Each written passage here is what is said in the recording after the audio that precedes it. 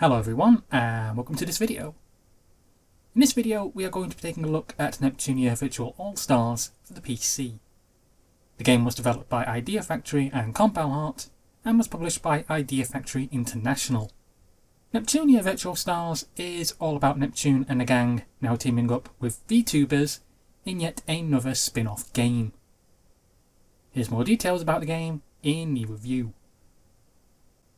Right from the very beginning, we have a problem. The game does have a story, but in all honesty, I think that most people are going to lose interest in it at about 20% of the way through. The short version is that it's now Neptune and the gang teaming up with various VTubers to fight off against some type of enemy known as Antis. The story is there, but it's just not very good, nor is it very well told, especially when compared to past previous plots in other Neptunia games. There is a story here, but it's just really not that great. With Neptunia Virtual Stars characters, there's a problem.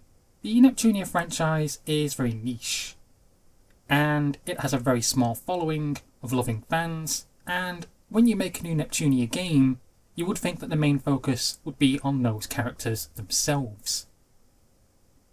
Here in Neptunia Virtual Stars, however, it just comes across as constantly pushing the VTubers on you and making Neptune and co almost feel like side characters in their own game. This isn't a perfect mix like what has been done previously with other games like Neptunia vs Sega Hard Girls, where you really do feel that the Sega Hard Girls could belong in that universe, and where the interactions between the characters just feels right. Another big problem is that I doubt most people out there will have a clue who half of these VTubers even are. I personally don't know or recognise a single one of them, and when I asked several people if they know or recognise any of them, the most common and strange response that I had was, is it one of those VR hentai thingies?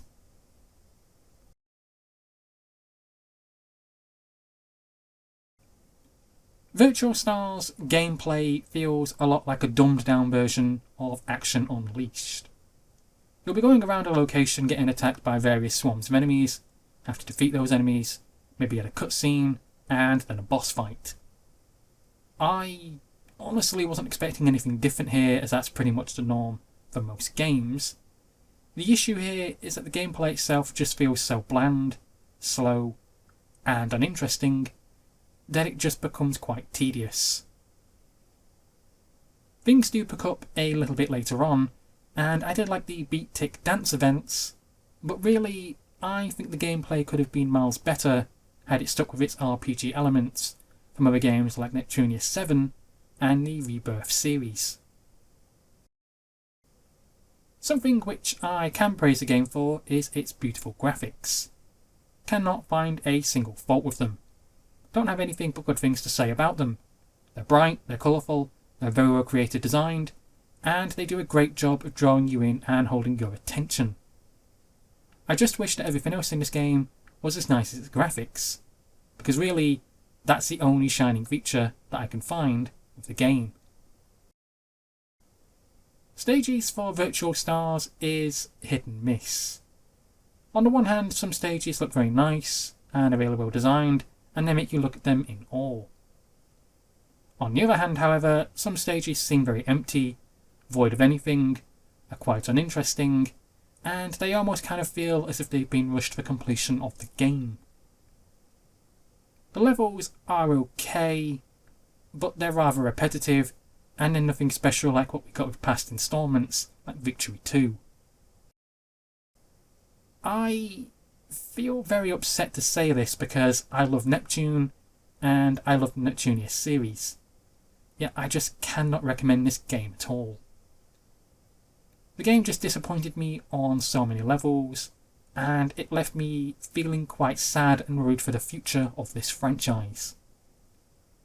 The story isn't very good, it forces characters on you that I doubt most people will even know, its gameplay is lackluster, and worst of all, it just feels like it's a 9-hour advertisement for the VTubers.